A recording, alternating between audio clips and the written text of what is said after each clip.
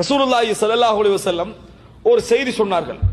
யார் 3 வாரங்கள் ஜும்ஆவை விட்டு விடுகிறாரோ, வேண்டுமென்று நியாயமான காரணங்கள் இல்லாமல் எந்த விதமான மார்க்க ரீதியான அனுமதியும் இல்லாமல் 3 ஜும்மாக்களை அவர் கேட்பதை விட்டு என்ன செய்யறாரு, வேண்டுமென்று தவிர்த்து விடுகிறார். அப்படி நடந்தால் தப அல்லாஹு அலா கல்பிஹி, அல்லாஹு தஆலா அவரது இதயத்திலே முத்திரை குத்தி விடுகிறான் என ரசூலுல்லாஹி ஸல்லல்லாஹு அலைஹி வஸல்லம் சொல்கிறார்கள்.